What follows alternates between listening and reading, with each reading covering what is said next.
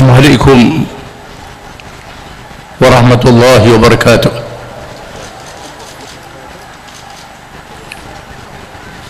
الحمد لله رب العالمين والعاقبة للمتقين ولا عدوان إلا على الظالمين،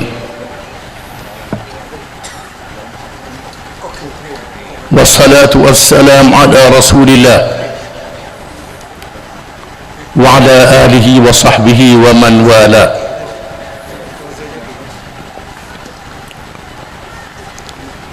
أعوذ بالله من الشيطان الرجيم. وما أفاء الله على رسوله من أهل القرى فلله وللرسول ولذي القربى واليتامى والمساكين وابن السبيل كي لا يكون دولة بين الأغنياء منكم. Surah Al-Hasyr. Kata Allah yang bermaksud, dan apa-apa harta yang diambil secara damai daripada penduduk negeri, maka harta itu bagi Allah dan bagi Rasul, yakni untuk kepentingan umum, bagi kaum keluarga yang memerlukan bantuan, bagi anak yatim, bagi orang-orang miskin,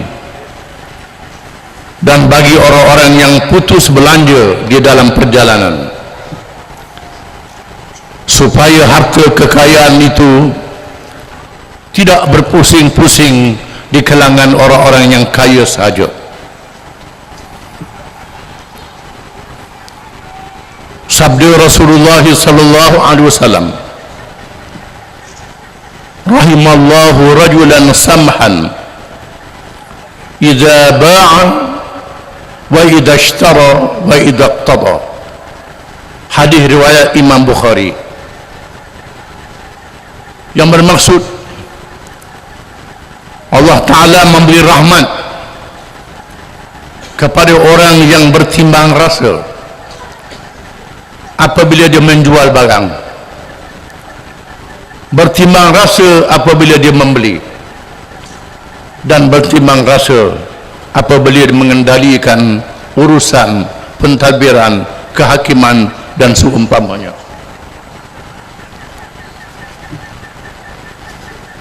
Yang dihormati pengurusi majelis, yang dihormati Tuan Haji Muhammad Sabu, Timbalan Presiden PAS, yang berhormat Datuk Haji Mahfuz Umar, Ketua Penerangan PAS Pusat, yang dihormati Suruhjaya PAS Wilayah Persekutuan, Ketua Muslimat, pimpinan pemuda, rakan-rakan daripada Dewan Himpunan Penyokong, saudara-saudari yang dihormati dan dikasihi sekalian. Kita sedang mengalami bencana yang telah diberi amaran oleh Allah Subhanahu wa Ta'ala. Harta kekayaan yang berpusing di kalangan orang-orang yang tertentu tidak turun pada rakyat. Kita menghadapi orang-orang yang tidak bertimbang rasa bila menjual dengan mahal, tidak bertimbang rasa bila membeli, mau beli supaya merugikan penjual, tidak bertimbang rasa menjadi hakim, mengendalikan urusan rakyat. Mengapa ini semua? Kerana kita meninggalkan Islam. Masyarakat majmuk yang ada di Malaysia ini, khususnya orang-orang yang bukan Islam, jangan dipersalahkan. Mereka telah menerima apa yang ada dalam perlembagaan. Islam adalah agama persekutuan. Dalam masa yang sama, agama-agama lain dibenarkan untuk diamalkan mengikut haknya. Puncanya, amanah yang diberi kepada UMNO Melayu Islam memerintah negara yang telah merdeka sudah setengah abad, lebih 50 tahun, nak masuk 60 tahun. UMNO sebenarnya telah mempermainkan Islam, melaksanakan Islam yang telah diajar oleh Nabi Muhammad sallallahu alaihi wasallam, melaksanakan Islam yang tidak ditunjuk oleh Quran, melaksanakan Islam mengikut selera mereka. Berlakunya penyakit yang dialami oleh rakyat, penyakit ekonomi, penyakit gagal dalam pendidikan, banyaknya jenayah dan berbagai perkara yang menakutkan. Ini semua adalah kesilapan UMNO yang patut dihukum oleh rakyat. Rakyat dengan berasa dia tidak bersalah dalam perkara ini. Allah Ta'ala menyebut di dalam Al-Quranul Karim, yauma tuqallabu wujuhum fi nar yaquluna ya laitana ata'na Allah wa ata'na ar-rasula wa qalu rabbana inna ata'na sadatana wa kubara'ana wa adalluna as-sabila. Tuhan mengesahkan ahli-ahli neraka pada hari kiamat di dalam neraka. Apabila muka-muka mereka dibalik-balikkan di dalam neraka, lalu mereka berkata dengan menyesal, alangkah baiknya di dunia dulu kami mentaati Allah dan Rasul. Dan mereka berkata lagi, wahai Tuhan kami, sebenarnya kami dulu mengikut pemimpin-pemimpin, ketua-ketua kami. Merekalah yang telah menyesatkan kami. Bagi orang Islam, sepatutnya menjadi contoh kepada orang yang bukan di Islam. Nabi kita Muhammad sallallahu alaihi wasallam telah membina sebuah negara di Mekah dan di Madinah, bumi yang kering, yang payah airnya, yang tidak subur, tiba-tiba menjadi kuasa besar dunia, yang maju ekonominya, senang rakyatnya, adil terhadap semua, sehingga menjadi kuasa besar dunia, memerintah negara yang paling besar dalam sejarah manusia. Di timurnya alam Melayu, di baratnya Spanyol, Afrika Barat, di utaranya Asia Tengah termasuk Moskow, di selatannya Afrika Tengah, masyarakat paling majmuk, berbagai bangsa dan agama. Di zaman tidak ada telefon, tidak ada kapal terbang untuk bergerak cepat, memerintah selama 1300 tahun. jatuhnya kerajaan Islam apabila meninggalkan ajaran Islam, berlakunya penyakit-penyakit seperti yang ada pada UMNO pada hari ini. Al-Quran mengajar memimpin negara adalah amanah. Memimpin negara bukan peluang untuk cari harta. Apa yang berlaku pada hari ini,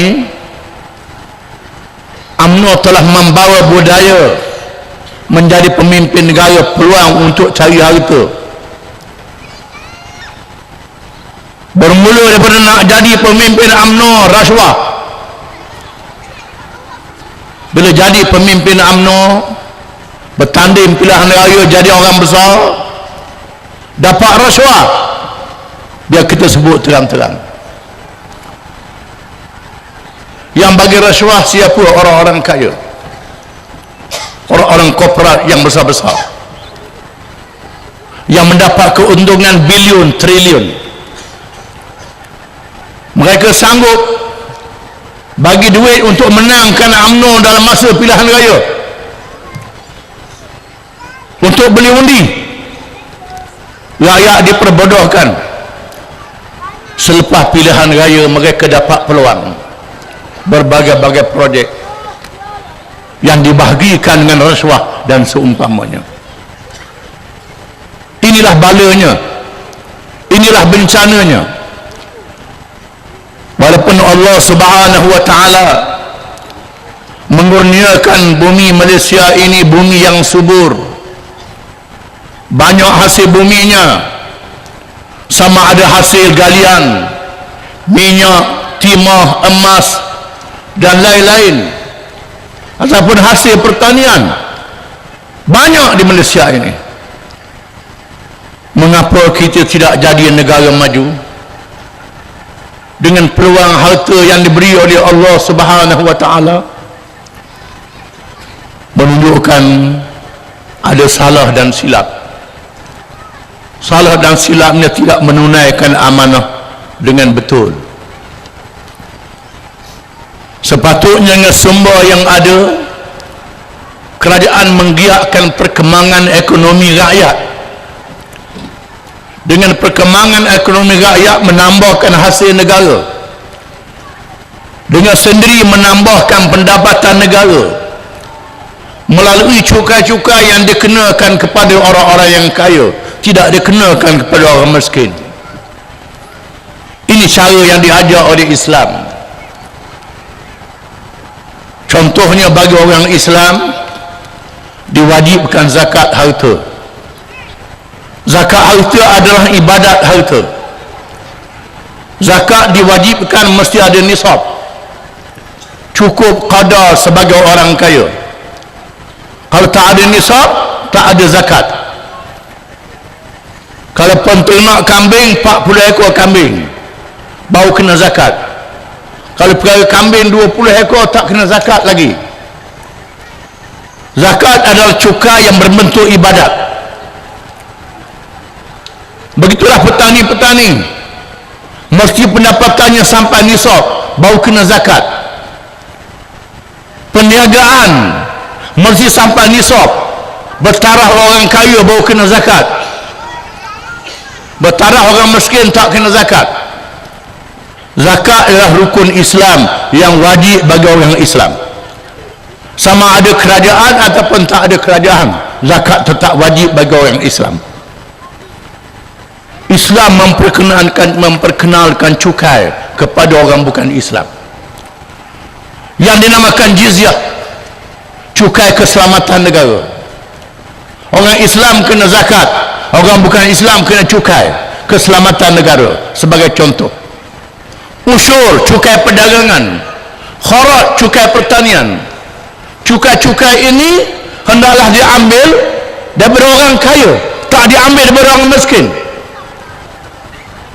Cukai keselamatan mesti kerajaan menunaikan tanggungjawab. Padri tak kena cukai kerana padri tak ada kerja. Sami tak kena jizyah kerana mereka tak ada kerja. Orang miskin tak kena jizyah. Yang kena jizyah cukai keselamatan ialah orang yang berada. Yang banyak kena banyak, yang sikit mengikut qadarnya.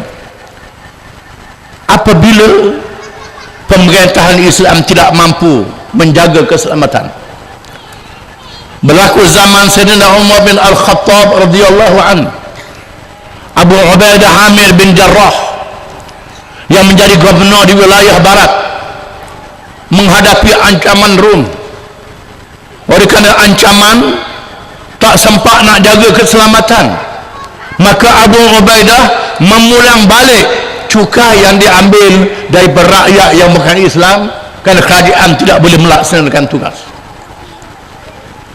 Menyebabkan orang bukan Islam merasa heran, macam mana kerajaan pulang balik cukai yang diambil? Selama kini nak naik cukai adalah ni pulang balik cukai. Apabila kata kami tak mampu nak jaga keselamatan kerana keadaan darurat, mereka kata kami lebih rela berada di bawah pemerintahan Islam walaupun kami bukan Islam. Ini berlaku dalam sejarah, ini bukan cerita dongeng,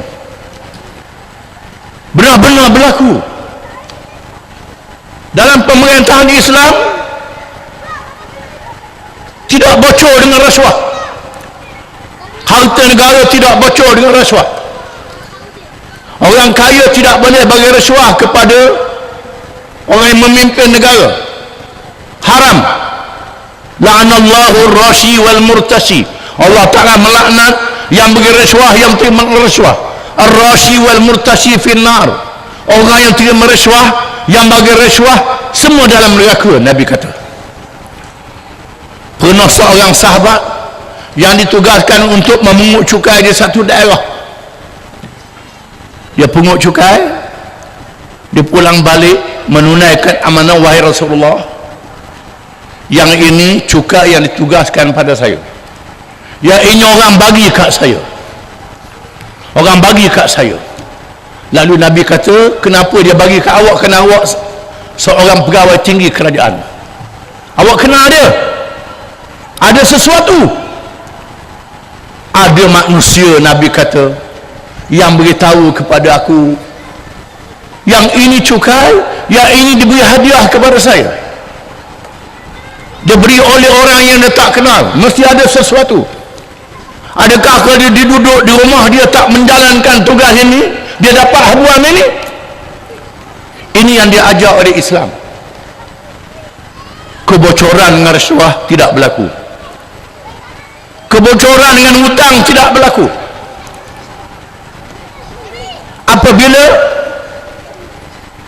duit negeri dah tak cukup, kononnya nak naikkan cukai, cara nak tambah hasil negeri, naikkan cukai. Bukan naikkan pendapatan rakyat. Islam suruh naikkan pendapatan rakyat, bukan naikkan cukai. Ini diajar oleh Islam. Zaman Khalifah Umar bin Abdul Aziz yang memerintah 2 tahun, sehingga harta negara melimpah ruah, melimpah banyak lebih daripada keperluan negara. Seorang gubernur tulis surat, daerah dia tak cukup duit, dia minta nak naikkan cukai.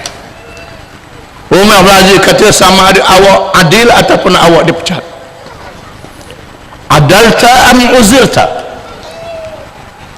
Innama ba'atha Allahu Muhammadan da'iyan wa lam yab'athu jabiyah. Allah Ta'ala mengutus Muhammad untuk mengajar orang bagi menunjukkan ini dia Islam, bukan untuk mengajar orang ini dia cukai. Surat yang sangat tegas. Ada negara dalam dunia yang ikut contoh Islam, masih tak cukup. Negara Jepun. Negara Jepun, saya dimaklumkan oleh ahli-ahli pertanian kita, memberi subsidi kepada petani-petani dia 99%. 99% petani Jepun dibiayai oleh kerajaan, kerana kerajaan nak menggalakkan makanan yang cukup bagi negara Jepun. Kalau berlaku peperangan, berlaku apa, makanan dia cukup. Harga barang-barang makanan boleh dibeli oleh rakyat yang miskin. Ini cara subsidi dibuat di Jepun.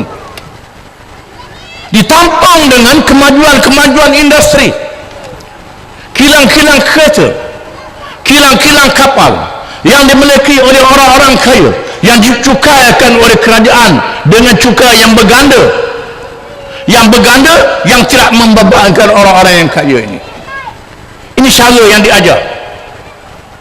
Malangnya kita orang Islam tak ikut Islam, sangat memalukan. Apabila tak cukup duit, naikkan cukai. Bila naikkan cukai, naik harga barang. Kedudukan ekonomi rakyat tidak meningkat. Gaji tak cukup. Ini menempah jenayah, menempah maksiat, menempah kemungkaran. Berlakulah gejala-gejala yang tidak sihat, disertakan dengan pendidikan yang gagal, penerangan yang gagal. Pendidikan dan penerangan bukan nak mencerdikkan rakyat, tapi membodohkan rakyat supaya mengabdikan diri kepada kerajaan, sama ada benar ataupun salah. Allah Ta'ala sebut dalam Quran sebuah negara yang dilaknat oleh Allah, negara Firaun. Wa nada Fir'aun fi qaumih qala ya qaumi alaysa li mulku misra wa hadhihi al-anharu tajri min tahti afala tubsirun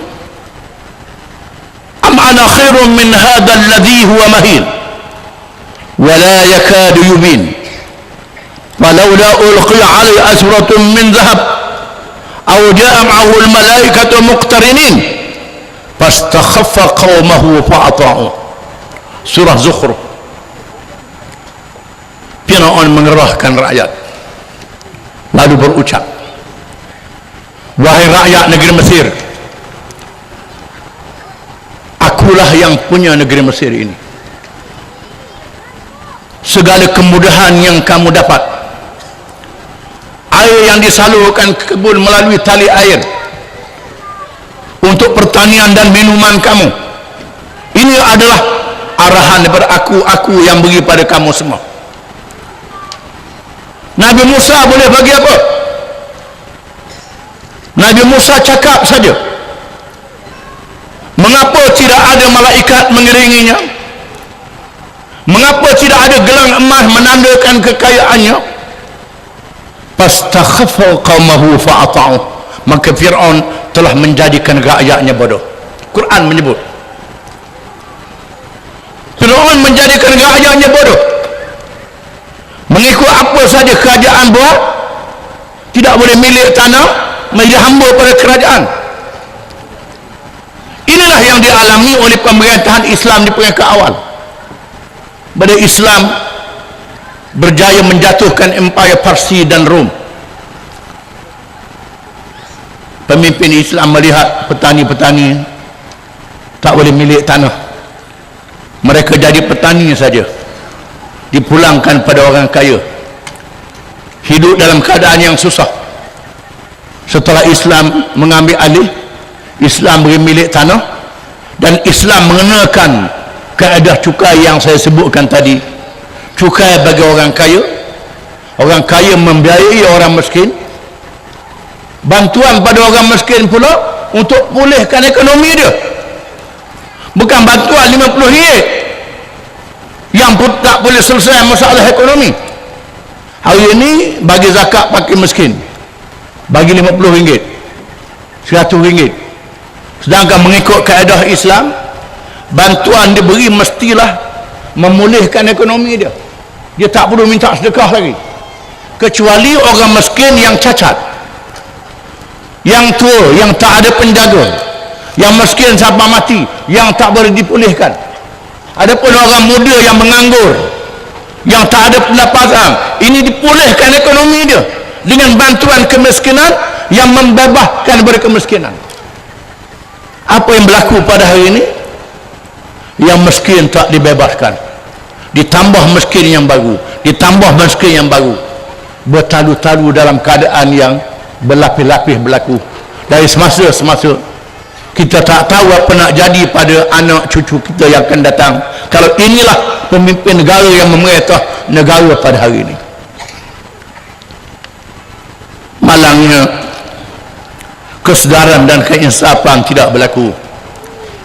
Tanggungjawab kita ialah menyedarkan rakyat, menyampaikan penjelasan kepada mereka supaya mereka faham. Kepada saudara-saudara yang hadir tidak menjadi masalah. Saudara-saudara selalu mendengar ceramah. Apa yang penting, maklumat ini perlu disampaikan kepada rakan-rakan kita yang tak ada maklumat, yang mendapat maklumat yang salah. Sedarkan mereka, insafkan mereka. Kita tidak boleh membuat perubahan. Kalau sekadar tiap-tiap malam kita hadir ceramah, syok sendiri saja, tak sampai kepada pihak yang lain.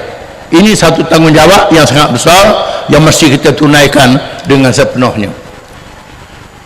Malangnya setelah rakyat tak disedarkan dengan apa yang berlaku menimpa mereka, rakyat dilalaikan dengan isu-isu yang diadakan. Tadi Tuan Haji Mak Sabu sebut isu yang diadakan, isu kelemahan barisan nasional, harga barang naik, isu gejala sosial, gagal pendidikan. Ini kelemahan barisan nasional. Dia nak tutup kelemahannya, dia buat satu isu agama, isu perkauman, supaya kita galik dengan isu-isu ini, tenggelam masalah yang sebenar yang dihadapi oleh rakyat. Kita jangan terperangkap dengan permainan yang liar, permainan yang menipu. Marilah kita bersama kepimpinan yang membuktikan kesetiaan mereka kepada perjuangan untuk membela rakyat, walaupun memakan masa berpuluh-puluh tahun dan silih berganti. Ada yang mati, siapa mati tak sempat nak menang, sambung lagi. Kalangan mereka ni bukan sebarangan, kalangan yang ada pendidikan tinggi. Kalau nak cari harta, boleh cari harta kot lain, bukan menyebut kerja-kerja macam ni. Tapi Allah mewajibkan kita menyedarkan umat kita. Di atas menunaikan kewajipan inilah, maka kita turun padang, dan kita harap rakyat juga yang insaf turun padang bersama dengan kita. Allah Ta'ala tidak bertanya mengapa kita tidak berjaya. Allah Ta'ala tanya kita menunaikan kewajipan menyedarkan umat ataupun tidak. Cukup sekadar itu, maka saya rasmikan usaha yang dilakukan oleh Lujnah Penerangan dengan siru ala barakatillah, teruskan perjalanan untuk mendapat berkat daripada Allah. Sekian, wabillahi taufiq wal hidayah. Wassalamualaikum warahmatullahi wabarakatuh.